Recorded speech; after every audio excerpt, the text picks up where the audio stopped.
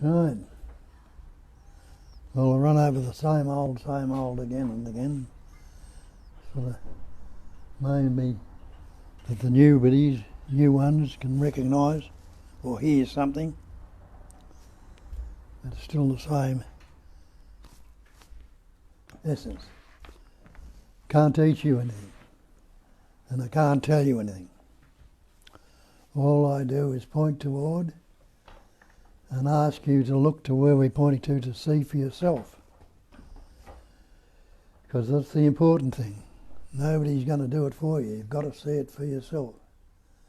No matter what you read or understood or believed, somebody's going to tap you on the head with a peacock feather or something, and you're going to get it. It doesn't work that way.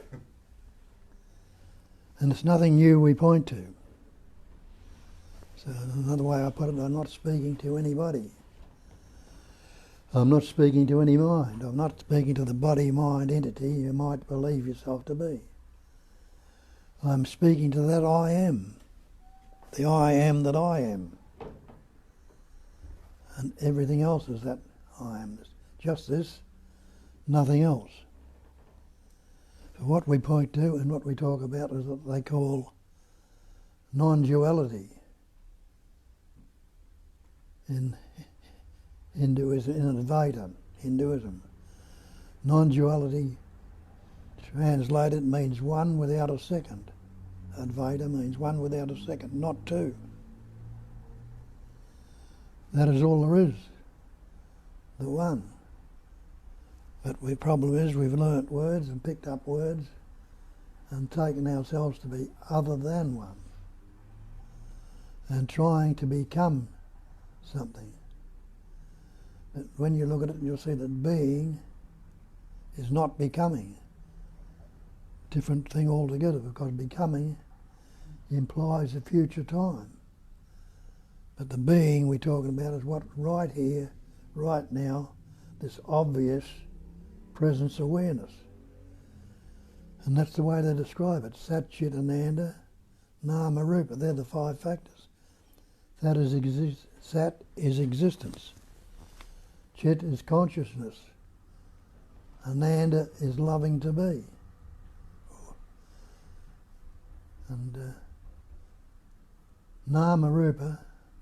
Nama is the name we have on ourselves, and Rupa is the body. And I tell you that Nama, Rupa, body, mind, is illusion. It's a fiction. The body, mind is not what you are. And when you investigate and have a look, are you this body? Innately you know you're not the body.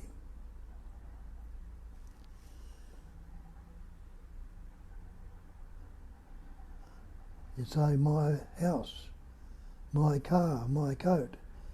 You know you're not the house, you know you're not the car, you know you're not the coat. So putting along those lines, if you look at it, maybe you're not the body either.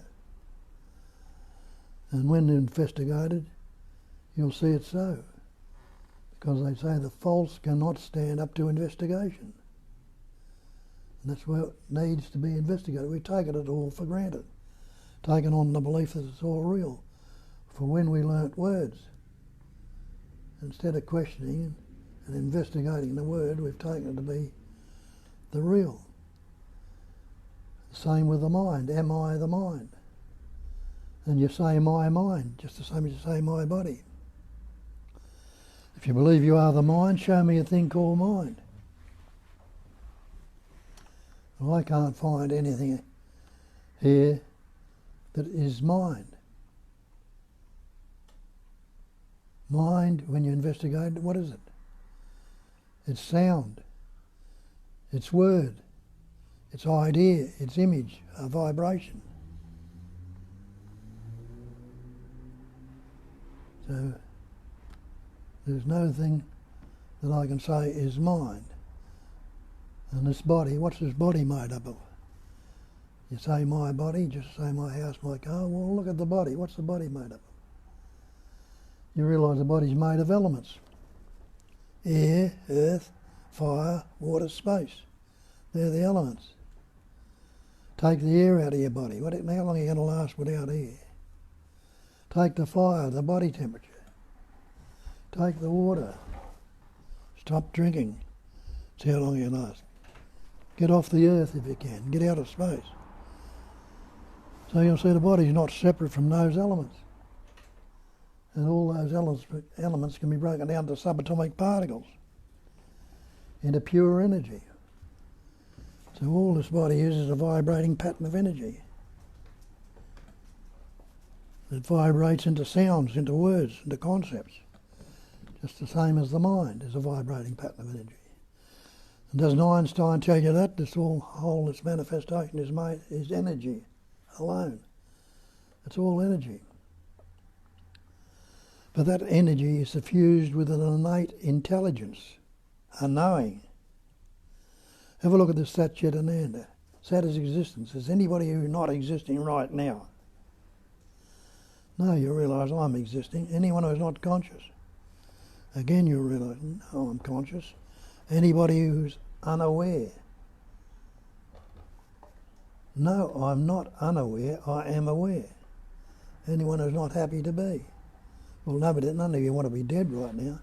So here, right now, when you go along those lines, you realise that I am already so. And the search itself then becomes the problem.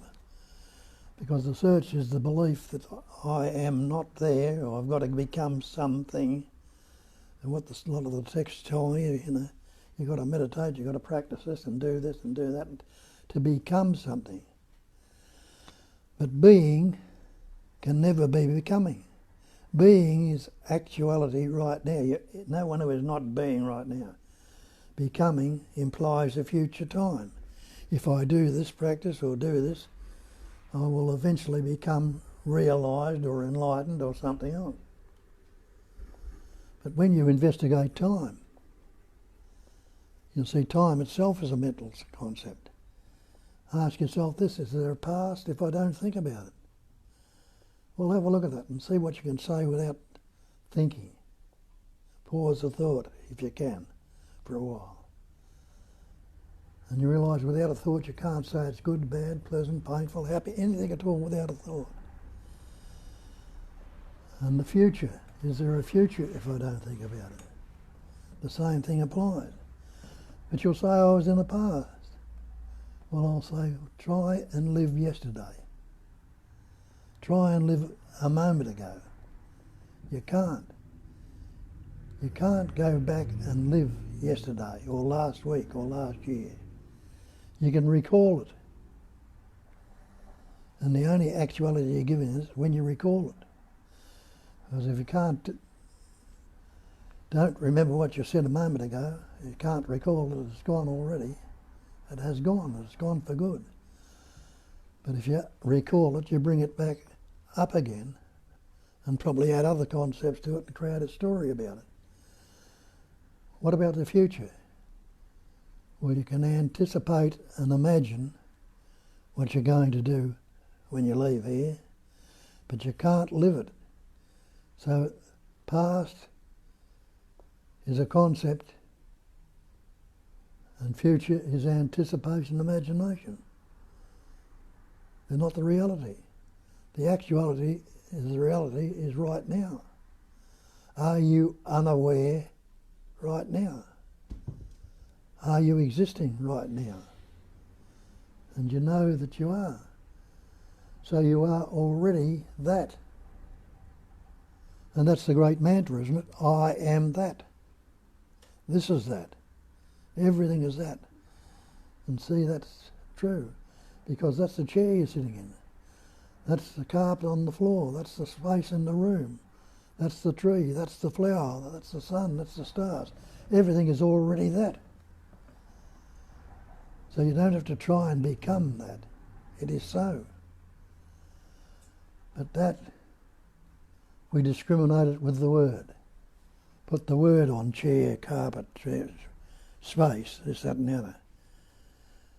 How many words were you born with? And you realise you weren't born with any words. And you didn't learn any words at all till you reach the age of about 2.5, or somewhere around that age, when the capacity of reasoning developed in you. And with that capacity of reasoning, you picked up words. And we've taken the word to be the real. But when you look at the word, you see the word's not the thing. We've got into it before. Word water is not water. Word fire is not the fire. The word I and me is not what you are. You are the life itself. Nisargadatta tells us there is only life. That is all there is. He says there is nobody, no mind, no person who lives a life. Life lives on life. And from out of life, more life comes. We'll have a look at that, isn't that so? Where did you come from? You came out of the life of your parents, your father and your mother. That animating life essence or intelligence energy, that pattern you call your father, enabled in that pattern a little microscopic particle through the food he's eating and the air he's breathing, called a sperm to form. You can't see it with your naked eye. But that sperm was suffused with energy, intelligence energy. It knew what to do. The same with your mother. That animating life essence of pattern shaped and formed your mother enabled that pattern a little microscopic particle called an egg or an ovum to form. That ovum was suffused with intelligence energy. It knew what to do. It attached itself to the wall of the uterus. It wasn't floating around accidentally. It knew what to do. The sperm, knowing what to do, swam to the ovum and penetrated the ovum. And those two merging and coming together naturally in the genes and that and the food they're eating and the breath they're eating enable those two merging together to double, that cell to double and redouble and form the little embryo, the little fetus, which is what you are today. What were you doing about it then, if you think you're running the show? You realise you weren't doing anything at all about it.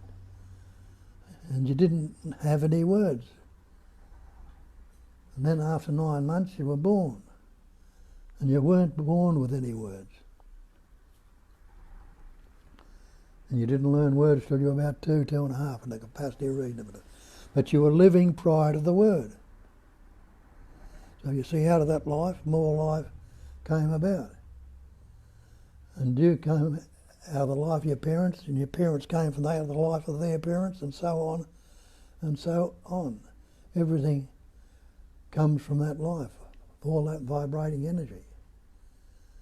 So it's all happening spontaneously and naturally. There is no person doing anything at all, but that's what we've taken to believe. I am this sense of presence.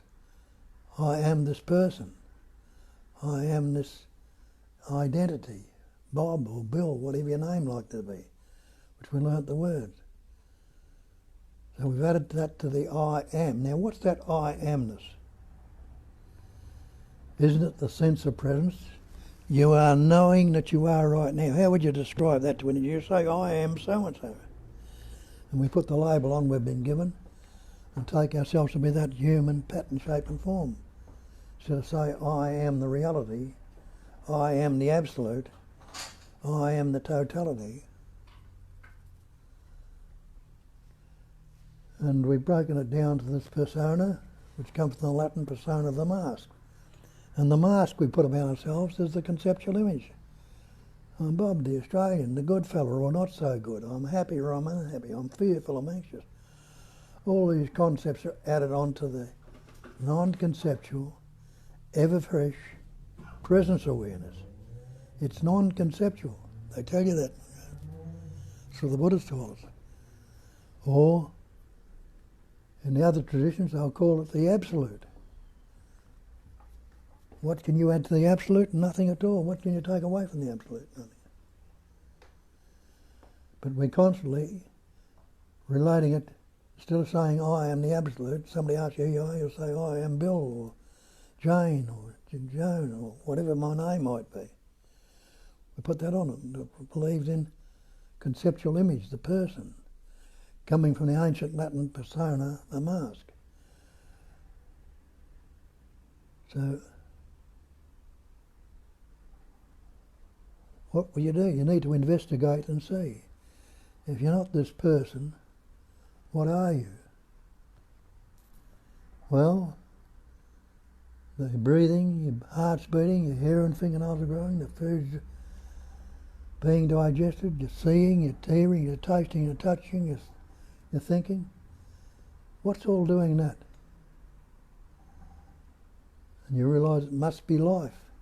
If you're not the person, you're not the entity, you're not something you're related to, but you can't negate, you are that life.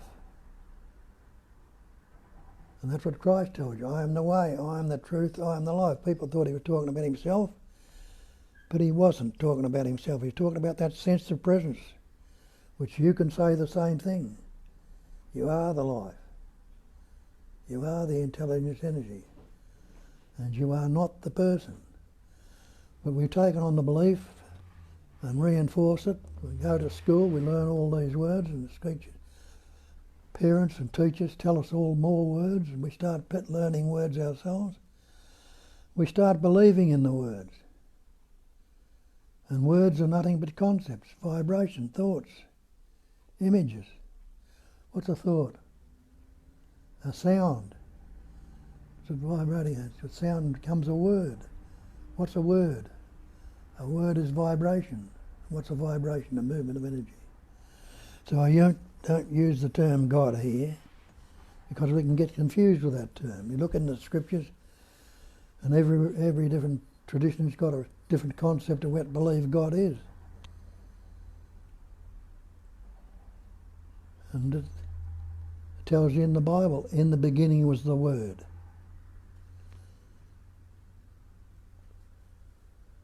And the Word was with God. The Word was God. Pointing out that's all there is. What God is a Word. All things were made by Him, by the Word. Have a look around you. What are all these things around you? You've got words and labels on everything. Instead of seeing what they really are, we've got the conceptual image. And there was nothing made that was made without the Word. So we've got the belief we are these words, concepts. And it tells you in the text, to know something about it, that the false cannot stand up to investigation. And know the truth. And it's the truth that will set you free. So we're taking on all these erroneous or false beliefs. I am Bob the Australian, the good fellow, this, that and the other. All erroneous beliefs that the energy of belief has gone into, and it's seemingly real. What's belief? Have a look in your dictionary and see what belief, the definition of belief is. Definition of belief is an unquestioned acceptance of something in the absence of reason. Then we've taken all these words, concepts and ideas on and taken them to be real without investigation and believed that they're so. An unquestioned acceptance of something in the absence of reason, acceptance of an alleged fact. An alleged fact without positive knowledge or proof. And when you put your belief to those tests, if they're not the truth, they'll fall apart. And there's many ways that you can see that. Things you might have believed in at one time, you don't believe in now. Go down to the ocean, I ask you to get me a bucket of blue water out of the sea, you'd say, don't be an idiot. You know the sea's not blue, but it still appears to be blue. And you might have believed it was blue at one stage, but now you've investigated, you know it's not true. People stood on the shore years ago and looked out where the sea and the sky met, the horizon, and it looks like the edge of the earth. And people were told years ago, don't go out there, you'll fall off the edge of the earth. Who would believe today? Nobody, because it's been investigated. And you know the earth's not flat. It appears to be round.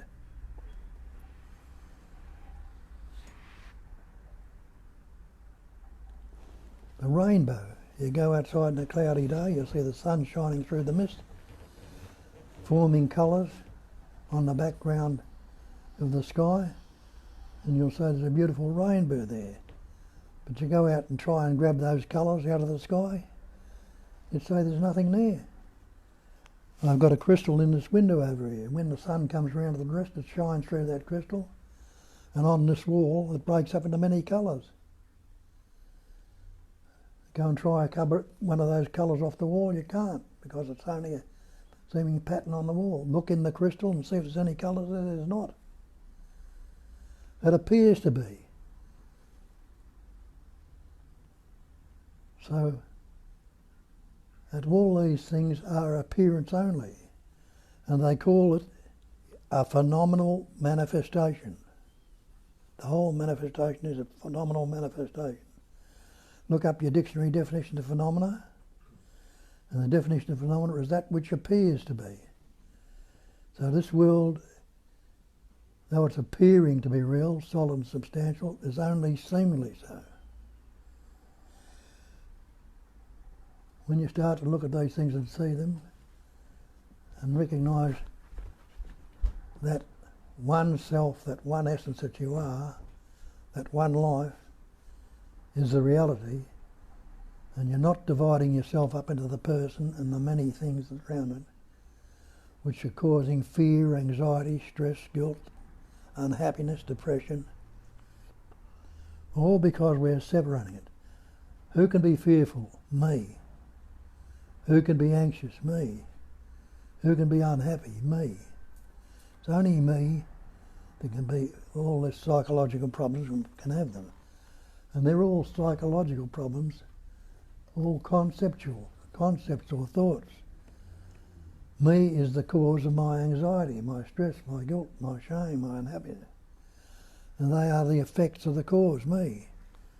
Cause and effect. Isn't that so-called karma? They call karma cause and effect. What happens if I ask myself the question, can there be an effect if it's not related to the cause? You don't have to be a Rhodes Scholar to work that out. You'll see, well, if you're not relating to a cause, there can't be an effect.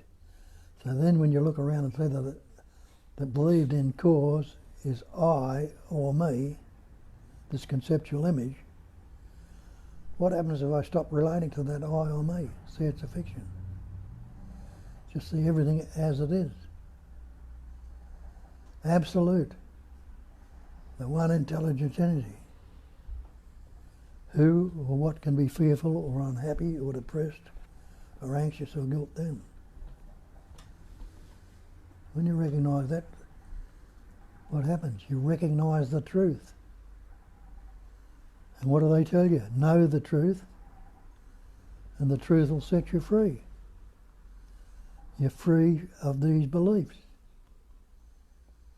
And that's all that needs to happen, to recognise your true nature, that you are already that. Try and negate your beingness right now. You call yourself a human being. If you believe in God, you'll call God the Supreme Being, something that's greater or better than yourself. And you've got to worship this Supreme Being. You've got to bow to it. You've got to do all these practices and all that, and that'll take you to the higher self.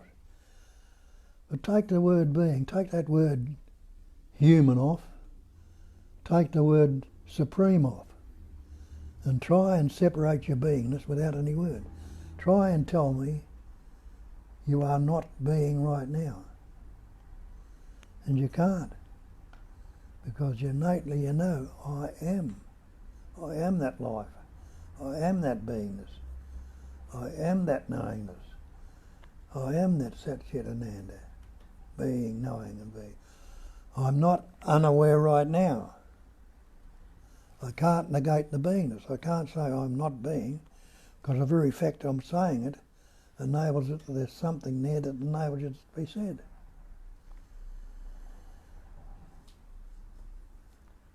So recognise that and realise you don't have to become anything. And you also realise that the trying to become is what's the very thing that's stopping it from happening. You're putting the brakes on with a blockage on. Now you're relating to a separate entity, an individual, a person, a conceptual image that you think is the reality. When you already are the Absolute, you already are the life, the beingness. And I think it was Ram Dass says, don't pretend to be what you're not. And don't refuse to be what you are. And know for certain that that mantra is true. I am that already. That is what I am, without putting any descriptions or concepts or images on the thatness. And you know, everything is that, because you say, that's the chair I'm sitting in, that's the carpet on the floor, that's the space in the room. Everything is already that, which we discriminate again with the word. Tells you in the Hensing Men, when no discriminating thoughts arise, the old mind ceases to be.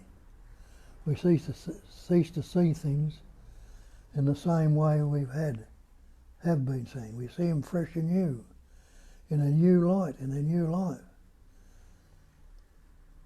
And recognise the true nature, the true essence of what you are.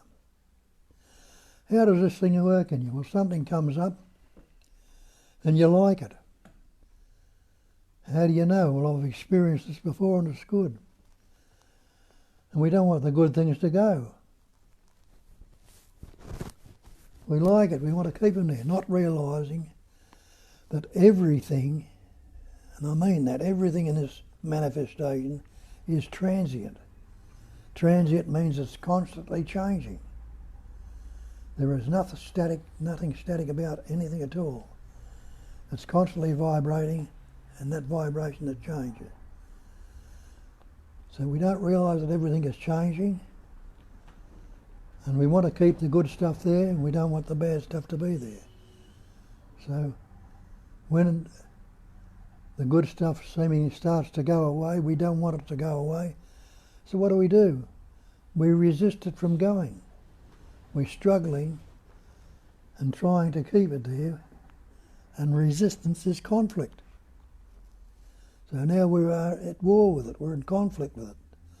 And how that's happening. The thoughts that go on, they're all in conflict with one another. Like, dislike it, love, hate, positive, negative, vibrating in the opposites. And we latch onto one and try and get rid of the other. So resistance is conflict, and the conflict makes you unhappy, depressed, guilty, all the psychological stuff comes up in that conflict. That causes uneasiness.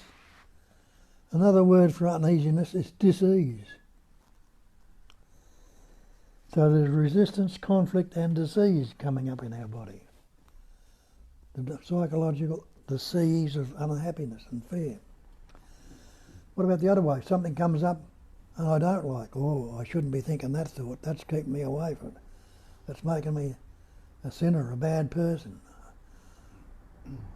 I've got to get rid of this one. So what do? The same thing, I resist it again. Resistance is conflict again. Conflict is uneasiness or disease.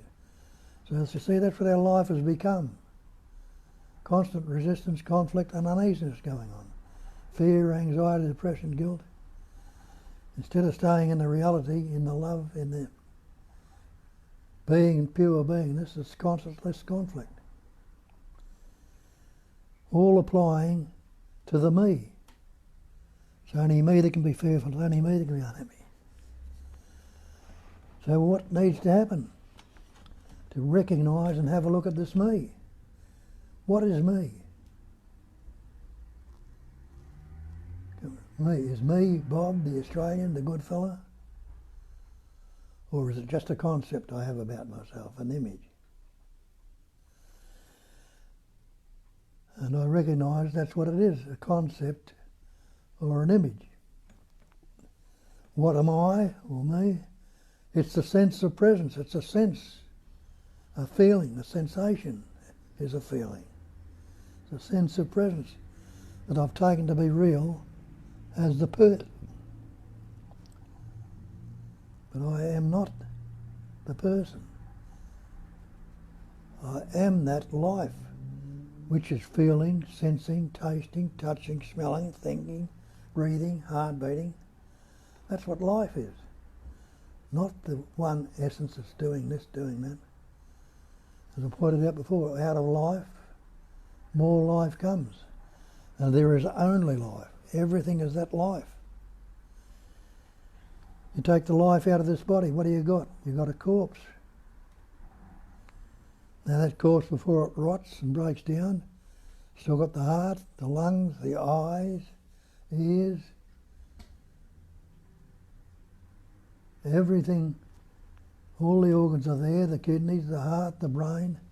But what good are they without that animating life essence, that vibration, that intelligence energy, that life? Not a bit of good at all. You are that life. When Christ says, I am the way, and people thought he was talking about himself, he wasn't. You can say the same thing. You are the life. Without that life, you're a corpse.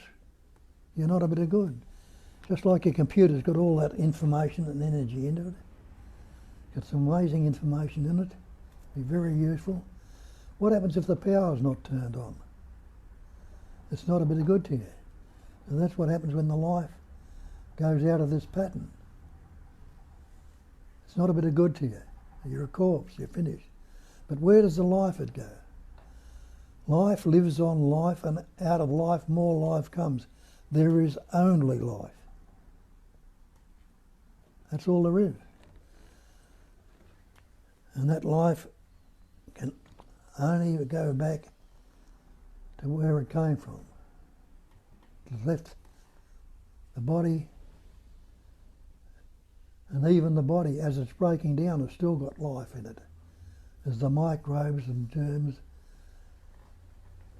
eat it, break it down, rot it, still alive, but it's no longer in the human pattern, shape or form.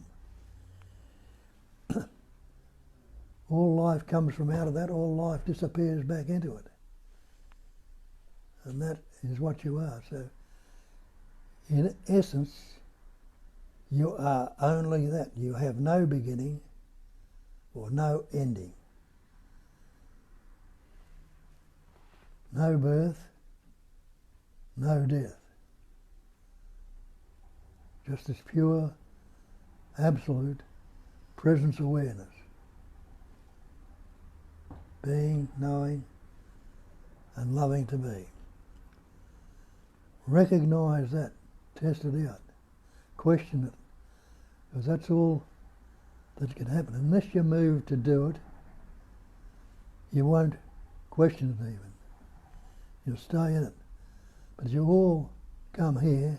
Why? Because you're not satisfied with the way things were going. And you've read the scriptures, and a lot of them, and read a lot of the bullshit that's in them. You're a sinner and all the rest of it. And you've gone on to some moves you to look at a bit deeper into it.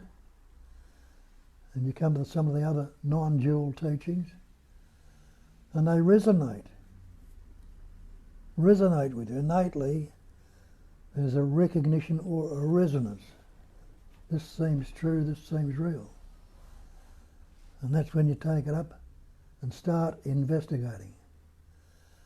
And again, remember, the false cannot stand up to investigation. And if you investigate the false, it'll fall apart if it's false.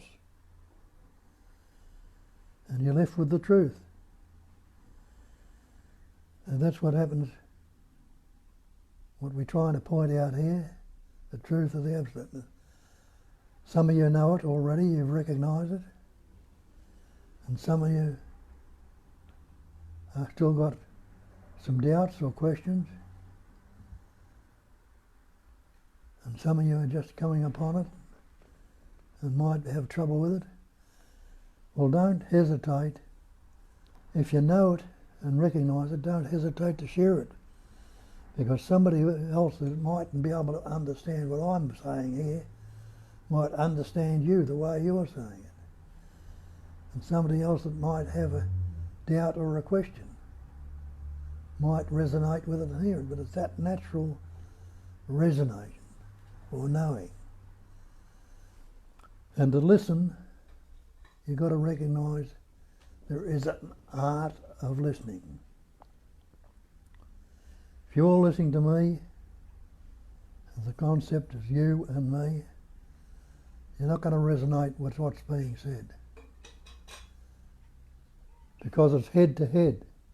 You'll have your concept of image about me, and I'll have the concept here of what I'm trying to impart. So head to head, there's no communication. And you heard the story of heart to heart. And you know what heart to heart is. Because when you hear somebody's sad story and it resonates with you and you feel out to them, and you'll say to somebody later on, tell them my heart went out to them. Heart is the pure life or pure intelligence. And if it's heart to heart, there is communication, a natural merging. If it's head to head, there's none. So learn to listen from the heart. Not your physical heart. Physical heart's got nothing to do with it, that's just alive. But we're talking about heart as the centre of the spirit.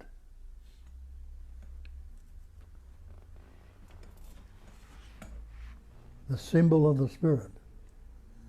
The natural coming together of the two. Communication. From that point, the true teaching will be recognised, and once you've got a taste of it, it goes on of its own accord. When you see something as false and know the truth about it, you can't believe its falseness anymore. It might come up and catch you out of habit. But it'll also come and hang on a minute, I saw through this. I'll have another look. Because we've so lost into this conceptual imaging, so believed in it, that it's continually coming up. And the worst thing is it's reinforced by the people around us that don't understand it. And they can suck us back into it again quite easily. People just come here and say, I saw it, but I lost it. How can you lose the reality? You only lose it because you've taken on the belief of some of the old conceptual ideas.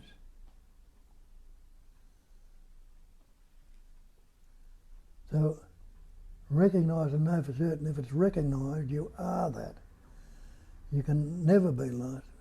So you need to remind yourself again and again. It tells you in the scriptures, be ye transformed by the renewing of your mind. How would you renew your mind? Would it be just to keep reminding yourself, I'm not this conceptual image up that's coming up and obscuring it. I am the absolute. Keep reminding yourself that you are that absolute. And each time you remind yourself, you might get another taste of it. Until when the false comes up, it can't hang around for very long at all. And you settle down and resonate with what you are. Know the truth. That's what we point to. And Kat's got some questions from the people that are listening in, and then she'll open it up for all of you to have your say. So get into it.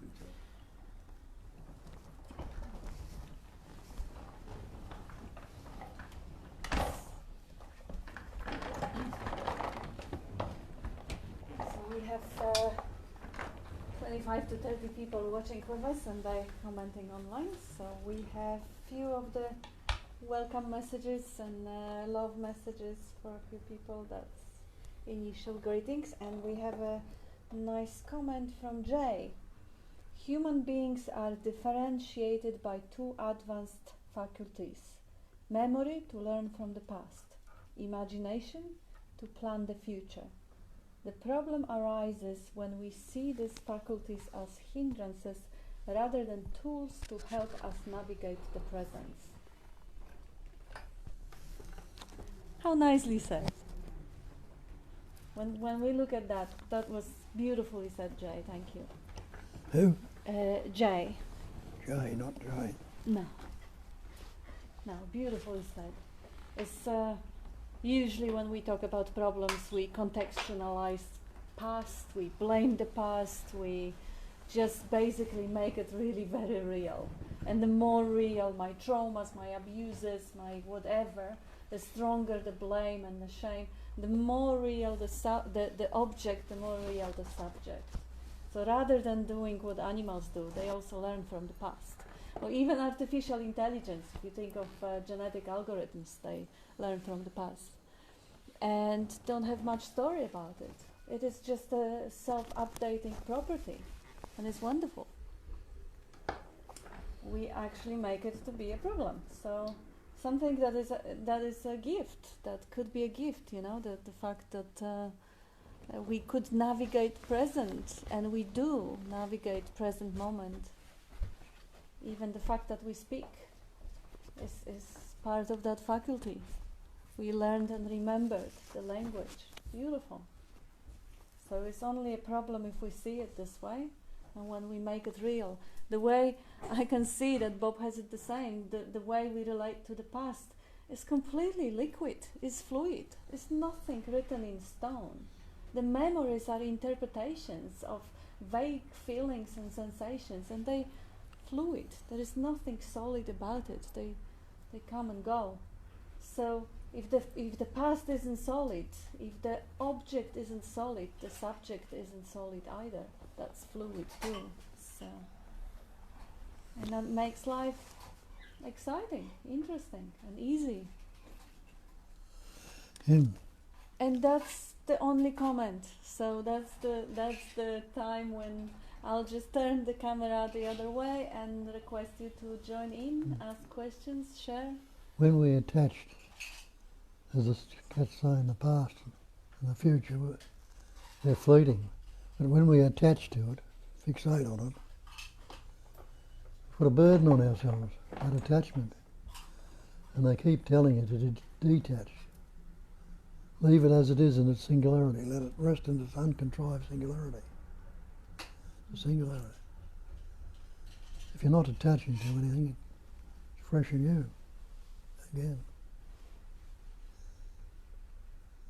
So we attach to it, we continue the story. It's good, it's bad, it's worse, or so and so, and adds the story. But just leave it as it is, unaltered, unmodified, uncorrected. See what comes up next. Heyman.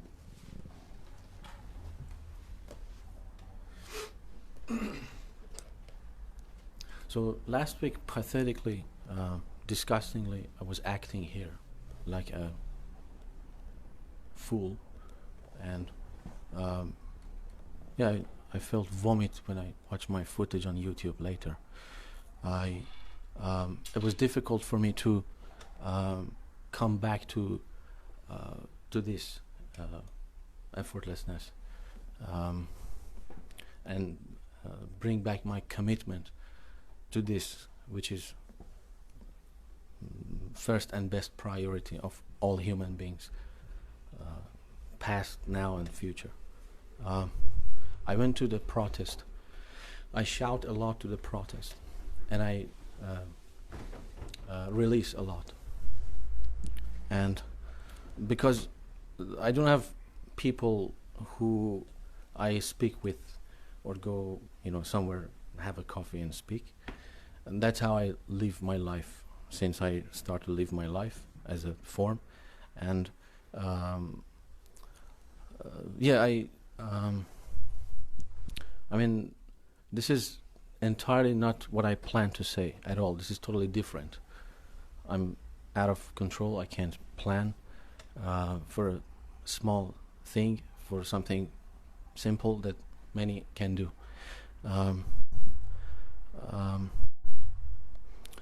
Well, I just everything is interconnected. This is non-duality. I'm not talking politics in a non-duality satsang. It's my obsession to say that. You never warn me about anything. You never warn about anything to anyone. You always said whatever come up. Well, it came up that Australian government put a petition on its website to expel Iranian diplomats and shut down their embassy after 43 years. So I felt much better that there are a lot of people that have same thoughts, thinking patterns towards a specific object, including Australian government. So many others can have that. And that's how I told myself I'm not alone. I have thinking aligned with other people's thinking. So I'm not caveman. I look like others. Yeah, and I sit comfortably in silence with all difficulties in my system, and I get distracted, stand up, drinking or something, drinking or eating something, and then come back sitting again and again and again and again. Since last Sunday till this Sunday, happens hundreds and hundreds of strikes and fights, and it's a fight. Believe me, it's a fight. It's a war inside myself. I put it like that. I don't know how else I say it. Thank you. Thank you. Thank you. Thank you. Anyone would like to share something or ask question or say perhaps maybe there was a pointer that you heard particularly strongly in a spiel, or maybe you are moved to comment on anything, or Adrian. Thank you, Bob. Amazing as always. It was a little innocuous little line, but it just went boom straight through the. What is it that Hang Sing Ming talking about the discerning mind or something like that? Seeing the. No, when non-discriminating thought arises. Yeah, the Hang Sing Ming discerning thought, or seeing the discerning mind for what it is or something. When non-discriminating thought arises, the old mind ceases to be. Yeah, it's beautiful. Sometimes there's little pointers that go in a bit deeper. It's like this little thief that's getting around that needs the torch shone on it. I see it sometimes. The mind's like a little. It's this little thief in disguise getting around, and sometimes it's like the cops shining the light on it and exposing it, sort of thing. I don't know why that came to mind, but nothing really matters, so I can just say whatever. So it's cool. I'd just like to say, we can't go back living yesterday or 20 years ago, and it just makes so much sense. And we're just recalling the moment. So, and it's just now. So thanks.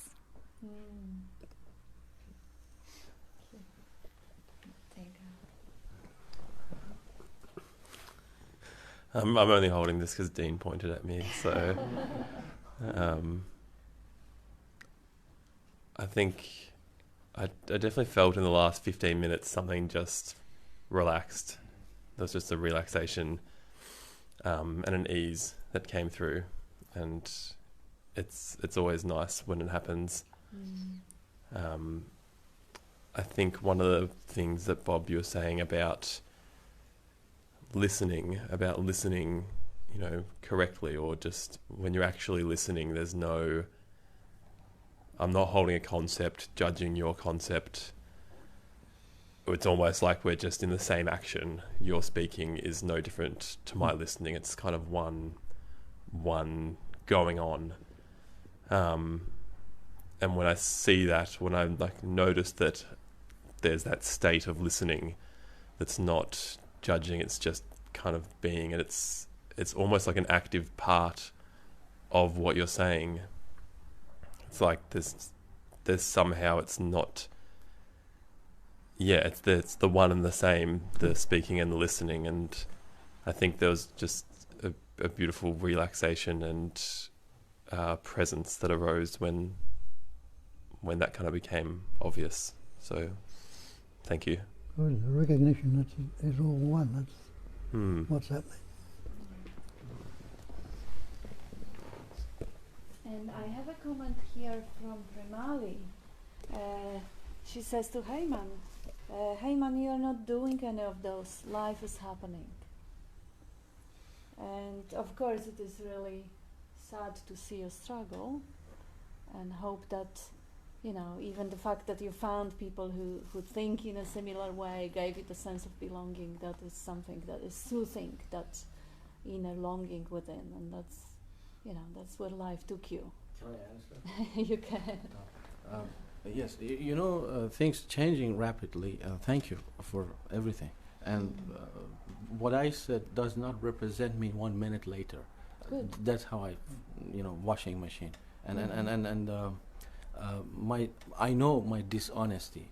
Every time I watch the YouTube videos, look at my facial expression and body language, and Peter's facial expression and body language accordingly in response to my act implies my dishonesty. It is not deliberate. I'm working on it. Then the more you align, you do one thing, but happens a lot of things in your system. You don't have to do everything. You have to do only one thing. I'm doing it at my best, which is only 9 hours per week. Thank you. Thank you. you. Yes, Primali also says, story keep going, made out of concepts which are interconnected. And yes, life, Bob, I love that pointer when Bob says life takes you where it takes you. Life takes you where you need to be. Who knows, perhaps at this point of the play of life, you need to rather assert your value than dismiss it, or maybe even assert your, the way the whole identification game processes when it progresses from the baby that can pass the mirror test, and then it says I, and then it gives itself different labels. I'm Polish or Iranian or Australian or whatever I am, and the identity, seemingly the costume gets sealed, and that's the point when the life may move to question that costume. Maybe you actually never had the chance to find your tribe and fit into. And who knows, maybe that's how life intelligently, beautifully takes you to the place where that, okay, that's what I am, and now, is that true? Because what are you going to question if there is no assertion first? You know, you don't believe you are the body, so questioning that maybe is not going to be helpful. Anyway, trusting life, and the pointer that you've already using to leave things as they are, of course. Bob's pointers, thank you, Kat. Bob's pointers makes everything simple. It is simple, and Bob is simply pointed out. Bob is expression of that through his sensory perception. I don't believe that. I see that with my sensory perception. I feel that with my sensory perception. It is a fact. Therefore, I trust what he says. Wonderful. It is simple. So you only need to trust and relax. Yes. Shut the fuck up, and it'll do everything It will for undo you. you. Yes. But it is me, Heyman, that maneuver, waste time. Yeah. Yes. Thank you. It is live. It is live dancing. Heyman, I think you've got a right to be here like anybody else. You've absolute right to exist like anybody else has, because you are existent, and that's proof enough, isn't it? Yeah, you've got a right to be here, being now. and there's nothing else going on really other than that. Even if you do belong to a group of some kind, at some point you're going to have to question the validity of that identity that you've taken onto yourself. You see what I mean? So the only identity that really works is the identity of being, of which we all participate in a similar way, at the similar level. Yeah, you want to say something? You know, I see. Thank you, Peter. We're chasing each other's tail. So I want to grab your tail, which is a higher, level of consciousness, and you respond to what I said as a lower level of consciousness, which affirms what I said is real. Don't do so.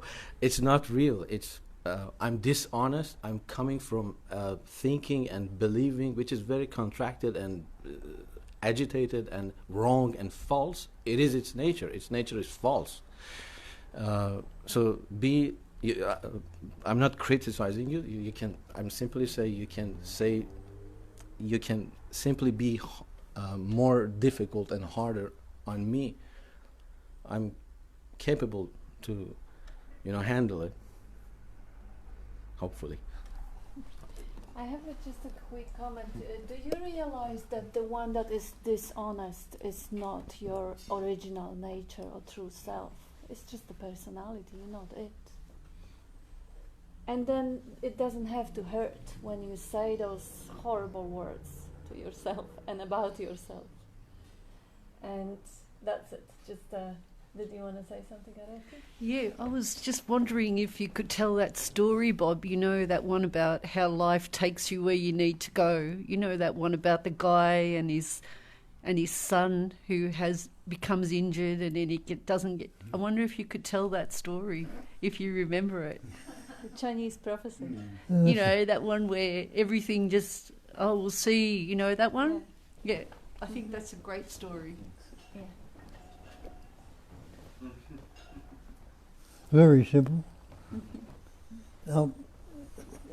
Let's say Chinese, I don't know whether it was or not. Farmer managed to get a horse. He was a poor farmer and hadn't managed to get a horse. And all the neighbours came around, you got a horse, that's amazing, you'll be able to do this and do that on your lot now. And he said, maybe I will, maybe I won't. And a couple of days later, the horse gets out of the pound and heads away for the hills and disappears. And people come around and commiserate with me. He said, they lost the horse, what are you going to do now? That's very bad. Maybe it is. Maybe it isn't. A few days later, the horse came back and got several mares with it and it brought back. Look, now you got 4 or 5 horses. Look how great that is. Maybe it is. Maybe it isn't. And then his son got on one of the horses, tried to break it in. Horse threw him and broke his leg. They came around again and commiserated with him. That's a terrible thing. Your son's broken his leg and he can't be able to help you and all this. The story goes on. He said, well, maybe so, maybe it is, maybe it isn't. And a couple of days later, the army came around. They were at war and they wanted recruits and they were taking people into the army. They took all the sons of the local residents, but they didn't take his son because he had a broken leg. I said, you're lucky in learning. Maybe it is, maybe it isn't. So it goes on. Is that the one? Yeah. Beautiful illustration, and everyone, I'm pretty sure, has example in their own lives when something seems like a tragedy and it turns to be the greatest gift. It's just the interpretation. It's a beautiful illustration. It goes in the internet under the Chinese prophecy or something, but it's a good illustration of the intelligence of life, which is so much greater than our own concepts.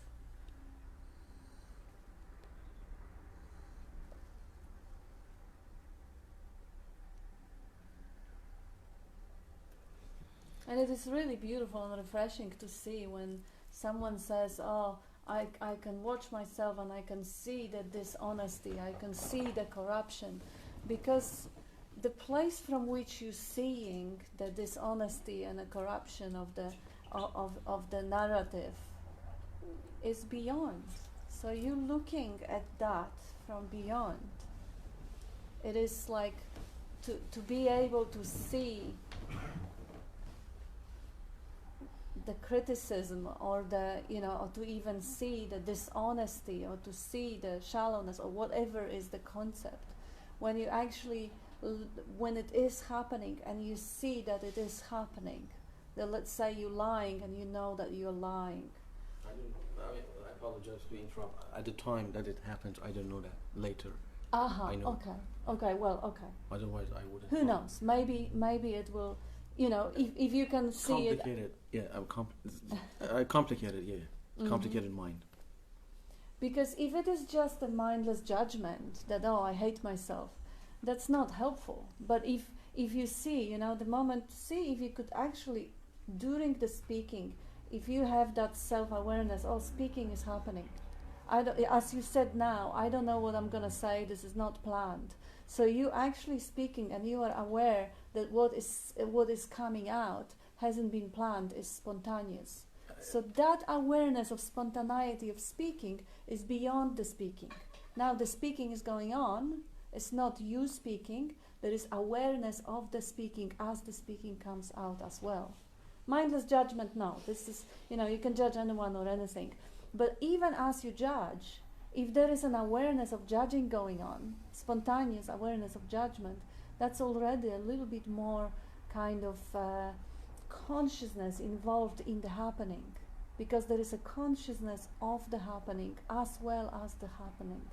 And you have those moments, and they just keep noticing them. I deliberately transfer what you said to a specific pointer, because that's what I have to do in this situation. I have to act accordingly. I just do one simple thing. That's it. Full stop. Case closed. Yeah, great. That's wonderful. That's the best. That's what you said to me. That's what I learned from you. And firstly, Bob. Of course. Inevitably. And relax. Trust life. Yeah. Everything's like completely spontaneous anyway. Like, even if you believe it's not, even if there's an idea this is pre-planned or premeditated, it's actually completely spontaneous, which is crazy in itself. Because it's. I'm as a person, I'm much bigger and stronger than that to see that even for a fraction of a second. It completely feels it's my mistakes. I'm responsible. Not that I blame myself. I'm better than that. Yeah, I'm a little better. If I look, I can't find like a true thought or a false thought or a real idea or a false idea, or like they're just like these vibrating whatever words or images or thoughts is what's. I examine a memory, and the memory is going to, that's the way it was, and then I examine it 10 minutes later, and it's different. It's just nothing's real. Like nothing's true. There's no truth in this thought is truth or aligned with my higher consciousness or super duper self, and it's correct. I don't know. I think investigating like all that, there's just talk, just vibrating patterns of energy just going in all these different, appearing so many different ways that you stop analysing it or trying to extract something out of it or find a point of meanness in it which can't be found, because there isn't a centre point or anything that can be derived of any substance really. It's just movements of energy. Something like that anyway. Recognising that, instead of putting any concepts all over it, might be a beautiful tune. Beautiful stew. Yeah. But you don't even name it of that. Yeah, the quantum soup. Yeah, I have a comment. Oh, okay, you go. I was just going to say, just that whole idea of just full stopping thinking, if it occurs to do that, again, that's also spontaneous, because you might set yourself up to say full stop to every idea that comes up and just ignore the mind completely. That's probably the most expedient way, because as Bob says, you know, what's wrong with right now if you're not thinking about it? It's usually thought that creates all the angst and the concentration on thinking as some sort of, like you're going to be able to think your way to peace. And it just doesn't happen that way. If it occurs to you to just full stop, every time the ideas start to arise, just full stop. And again, if you do start getting engaged in the thinking, don't give yourself a hard time. Again, you'll go in and say, oh, I forgot to full stop the idea. But, you know, if it occurs to you and if it happens, it's really not a fast way to just get peace, but just full stop. That's it. Just shut up. You know. Yeah, beautiful. You should say it. Shut the fuck up.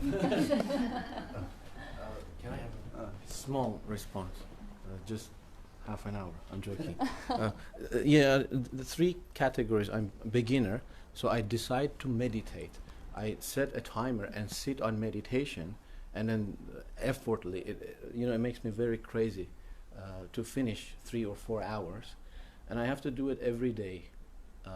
And spend 6 or 7 months as a beginner like that. Then I changed to second strategy. So now I'm an amateur. So instead of setting hours, I just do it spontaneously whenever it feels that I have to do it. Now I'm doing it spontaneously whenever it feels that I have to do it. But because energy get inside me, before the me dissolves, let's say me dissolves, it gets bigger. That's how I experience it.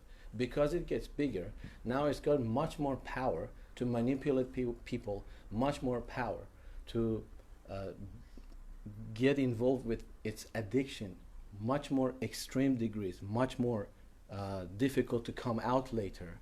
But then a third strategy comes that, okay, I do all these things. I have to do it, because if I don't do it, it's just impossible to don't do it.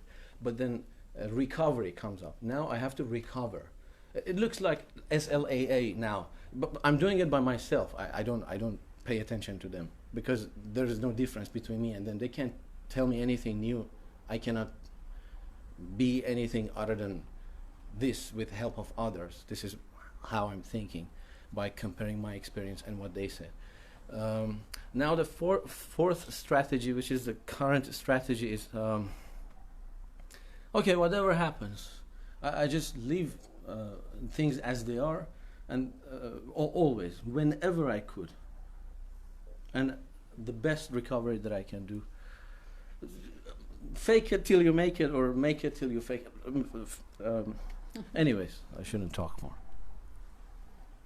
Thank you. Thank you. I have a comment here from Jay, and peace to the brother that spoke. You are not alone. That was for you, Heyman. Seek and you will find. To find peace is not enough to realize you are God in a process of awakening, but to realize that others are also God in various process of enlightening. Yeah, beautiful. And also it highlights what Dean, you were saying, that every thought is just that, is a thought. Brilliant thought, stupid thought. And what Areti was saying, you can have thoughts about thoughts. You can beat yourself up because of forgetting things. Just really full stop and cut the shit down, and then. That's impossible. No, well, it spontaneously happens when life moves you to happen, because you do have that longing and that desire for freedom, and that really longing for the relief from suffering, for oneness, for sense of non-separation. That is what facilitates the self-discipline. It's not that, I do the meditation, but if that feeling is really, really strong, it would just, whatever the idea will seem helpful, that idea will just take root. I meditate, and so did Bob at that stage for hours altogether as well. And later on we realized that we haven't done a thing. That was the energy moving through the body, translated as a thought, that facilitated it. And Primali also says, hey man, if you are doing it, you can't stop it. It keeps happening because you are not doing it. That's a good point. Yes, like if you believe that you are a doer, okay, stop it. Stop thinking. You think you're thinking? Okay, good. Stop it. And that is a very confrontational realization. Oh shit, I'm not doing it. I can't stop it. It keeps coming. And that is also a liberating realization, because the sense of judgment and self-blame is redundant now. Because if I'm not doing, who am I going to blame? That's beautiful, Primali. Thank you. And she also says, yes, quantum soup, to what Bob and Dean were talking about, everything. And Enki says, fake it till you make it has always worked for me. Yeah, whatever works. At the moment, yes. Yeah, whatever works. Because that's also translation. To say fake it till you make it is just a translation of particular impulse or energy. And it might be as close as it gets to what you are experiencing. That particular translation doesn't really do much to me, but it might be doing just right. It might be just close enough. So, yeah, whatever works. And now Ajay says, how to apply stay in being when you are looking to move forward, have achievement, fulfilling our dream. Well, make staying in being your dream. That's the thing. If you are distracted wanting to get promotion, money, or looks or health or anything else, and that takes a priority, that will take most of the attentions, and that will take most of the thought. Try and get away from being if you can. Yeah. That's right. Yeah, being is there whether you think about it or you're achieving it or you're staying in it or you think you're staying in it or you're not thinking you're staying in it. It is there. The question is it recognized? Is it really given its due importance? Because if not for the being, you couldn't achieve anything at all. No other goals would be even presenting themselves if the being wasn't there. So if the being is the center of the spirit, if that's the screen, if that's the heart or the God, maybe giving it a due attention and due reverence could actually take the sting out of the sense of luck, which make you chase name and fame and money. And maybe that's not what you're chasing, but generally the external goals which hold the promise that they will fulfill us. If I only have a boyfriend or girlfriend or house, then I'll be happy. Can I say something to that? Yeah. That idea of, how do you stay healthy if you don't, make an effort to be healthy or go for a promotion or whatever it is. I think it's important to realise that it's action that's happening. Sometimes we're thinking, I want to go for a promotion or I want to start eating healthy, but whether you're eating healthy or not has nothing to do with the thinking. Yes. You might be thinking that's what I'm going to do from now on. From now on, I'm going to not eat dairy and I'm going to avoid gluten. But whether that happens or not is going to happen or not, whether that thinking is happening or isn't happening. Yeah. If you know what I'm saying, you can set yourself up with all these goals that this is what's going to happen because the mind thinks it's in control of the show. But whether that happens or not is arbitrary, is totally not dependent on the planning that you've made. Yeah. So it's important to realise that action is happening. All this stuff is happening. The mind comes in and tries to take ownership of what's happening and say, I'm the one that's doing that. But you must recognise that it's really never ever dependent on what you make plans to do, right? Yeah. Life is happening. There's no controlling what is happening by thinking that you're going to control it. So I think that's something that is important to recognise. Oh my God, this is crucial, and thank you for that. That was brilliant. Pointed before, there's only life. Yeah. Nobody lives a life. Life lives on life. Yep. Out of life, all life comes. Just all happening.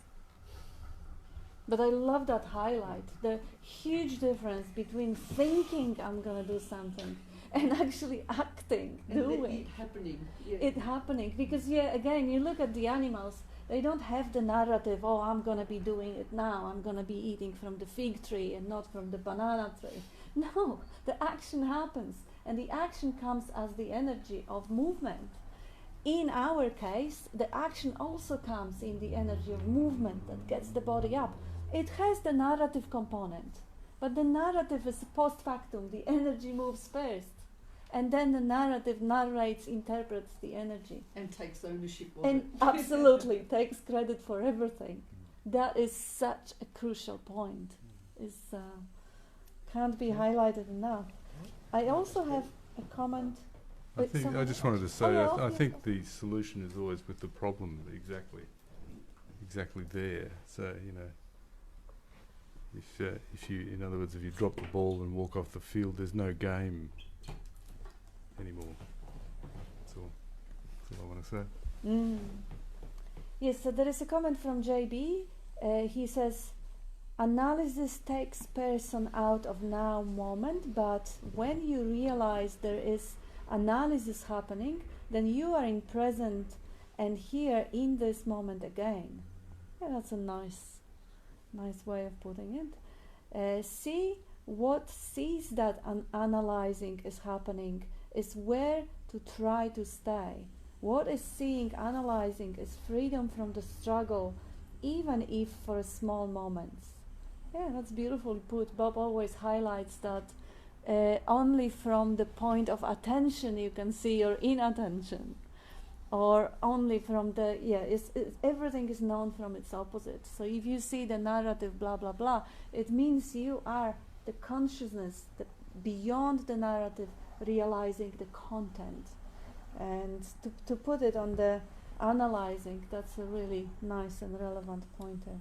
Thank you. Enki says, creating an idea of the way you want to be, then creating a pattern of it, sometimes faking it till you make it. Eventually you become the result of direction of going. Well, it may apply to any role you want to play in life. If you want to be an actor, you may play your character. You want to be a mother or father or boss or anything. You can keep pretending to be that costume until you forget who you truly are. It doesn't work the same way with being, because you cannot possibly eventually become the being, because you are it already. So it is really shedding your costumes and recognizing what's already present, rather than pretending and eventually forgetting the truth. So it is just that distinction. Bob always says being is not becoming, so you can't become because you already are. And that's what Zulma commented, a cosmic joke. That's a cosmic joke. You can't become who you are because you already are that. And is narrative same as judgment, says Ajay? Sometimes it is, sometimes it isn't. I mean, you can say the sky is blue, and that's not necessarily something that in one set of terms you would call judgment. But in another set of terms, you may say it is a judgment. What would you say, darling?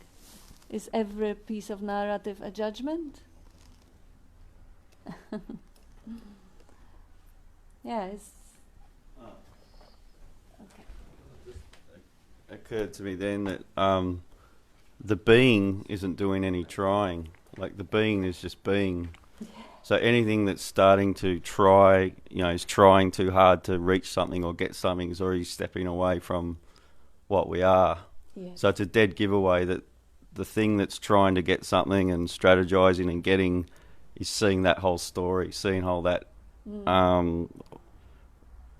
It's seeing that is, that's sort of not what we are, that's actually trying to get something. So, seeing who is trying, what is trying, seeing that story in itself. It's already that's already split everything up. You know, it's a dead giveaway that it's something separate trying to get something. So it's just stepping back and seeing that whole false, you know, trying and seeking. It's like the seeker is the problem. It's the same thing, isn't it? The seeker trying to get something which will never arrive anywhere because it can't arrive anywhere. It doesn't actually exist in the first place. Yeah, for me, it's seeing anything that's trying is stepping away from what we are. Yeah. Beautifully said. Yeah. Absolutely. That's seeing the trying. It already has that inherently that inbuilt dissatisfaction and rejection and resistance to what is no good. I don't want it this way. There must be something better. And that's the characteristic. And again, someone was saying, I think it was Jay, that fantastic faculty of the mind to imagine and relate or learn from past. It is a fantastic faculty of the mind to always try and negotiate you a better condition for the body, for the survival. You want to have better body, more food, better everything better than that. It's a great faculty, and animals possess that faculty as well. They also seek for shelter and for partners. It's just that with us humans, when we exclusively focus on that, not this movement, something better tribe, better position, better, and completely forget that this is a function, and we identify with that part of resistance and dissatisfaction, that's where the suffering sinks in, and that's where seeking and trying becomes out of,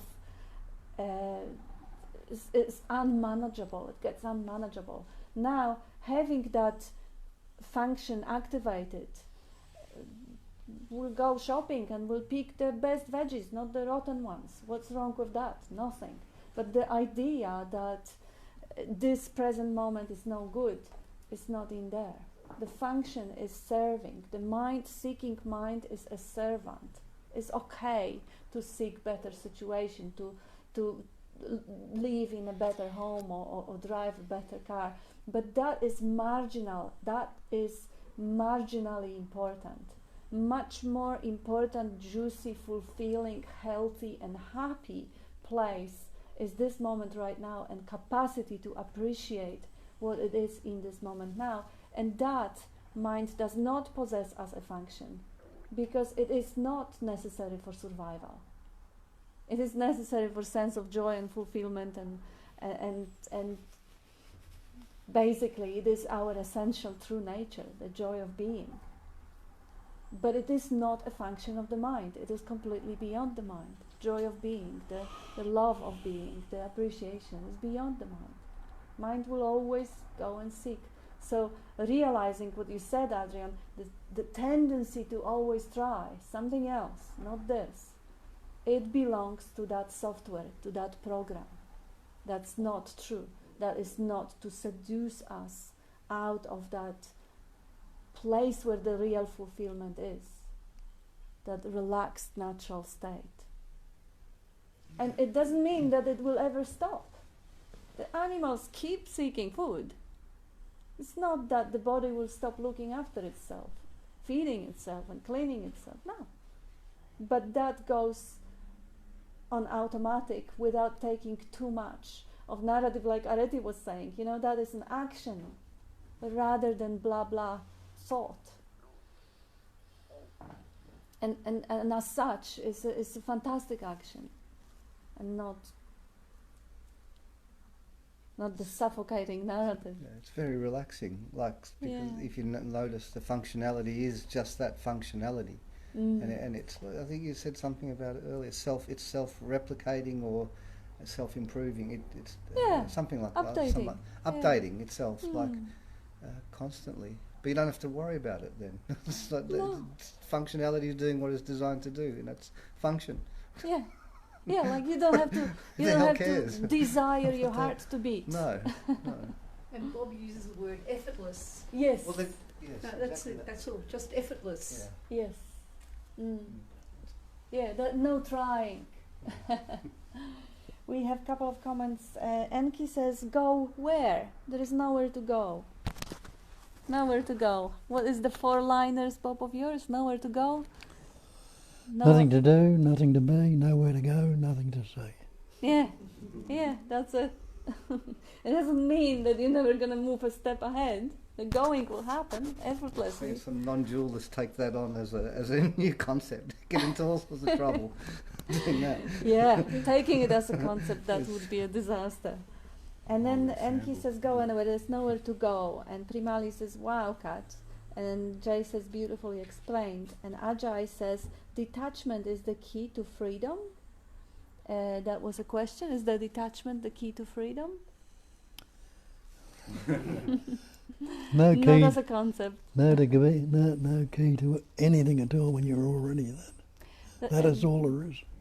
And that's really what happens. Rather than forcing oneself to detach, "Oh, I love my children so much, I can't just ignore them and detach from them." No, you can't, and you don't have to. Realize that there is a place in your heart when you are already detached, when you already, that place of loving, trusting life, where you are already okay with whatever life brings. It's not faking detachment till you make detachment. It's finding the place where it is already present. And Primali says, not detachment, but seeing through. A little while ago you asked me a question. I didn't answer. Life's carried on all right without the answer. Yeah.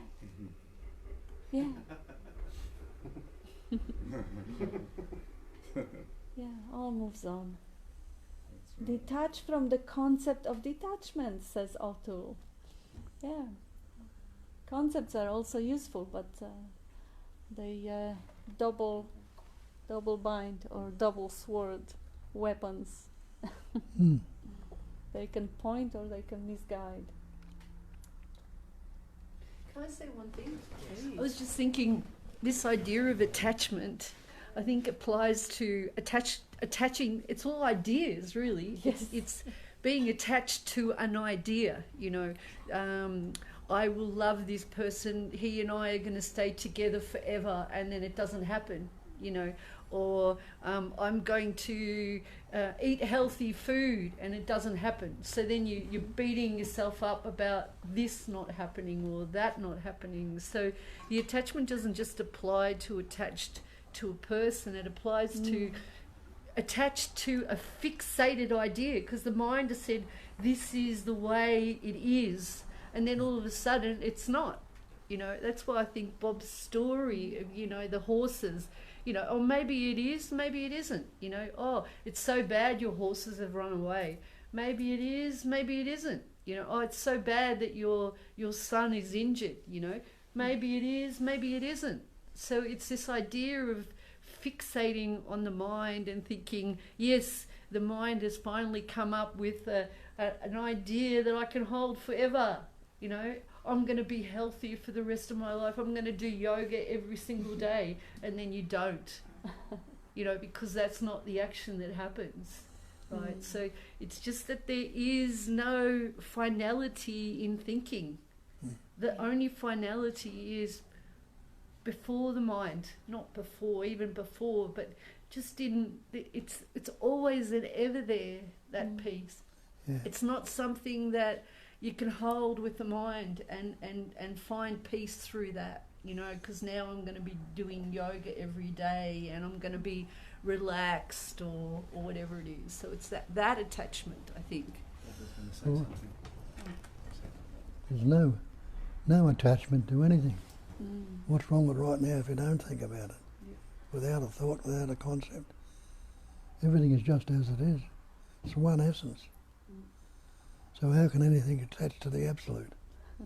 How can anything be taken away from it? We take on these thoughts and attach to them, believing they're real, and gets us into all sorts of problems. But are we? We try to detach. If you can't, if it's absolute, you can't attach to anything. There's nothing to detach from. Leave everything as it is, unaltered, unmodified, uncorrected, just as it is. And it changes by itself. I love the way you've explained it. It was beautifully said. A difference between attaching to the idea and to the, you may find, okay, I'm not going to eat gluten. Without even narrating it, you can find energetic commitment in the body. And without having the commitment written down and really reinforced and rehypnotize yourself with some sort of an idea to which you have to obey now and religiously and fanatically stick to and stand up for your beliefs and die for your beliefs and whatever the concepts are, you can find that sort of an energetic commitment of the behavior to the behavior. You find it already present in the body. Like we've watched a war movie yesterday where the guy got violent and he hit his brother with the brick, and he somehow felt that he'll never touch the weapon ever again. And that was what perpetuated through his life. That was the commitment that he found. He didn't know that it was there until he found himself somewhere in the army trying to be a medic and needing to have he found it already present rather than just self-hypnotizing and attaching to the concept. It doesn't mean that the concept will not get translated. That's what the narrative is for. When the energy is there, the translation might happen. But if the translation happens, okay, I'll do yoga for the rest of my life every day, but there is no attachment to that idea, and I don't do yoga tomorrow, day after, or in a month's time, then there is no suffering. But you want a quick way to suffering? Great way. Attach to the idea and make that idea a god and worship it. And just what a quick way to put yourself in a miserable place. But then again, is there a choice maker? No. But is there a possibility to see through? Well, that's why we're here. Because when you see the trick, you may keep recognizing it, and you may not get trapped into it again. And that's what the recognition is. Just see the mind, see how it functions, see how it works, and don't give in to the commentary. Follow the present energy. Move with the movement of life, not with the story about it. And that's about the time for us to wrap up. And full stop. Thank you, everyone. Yes. Full stop. Thank you.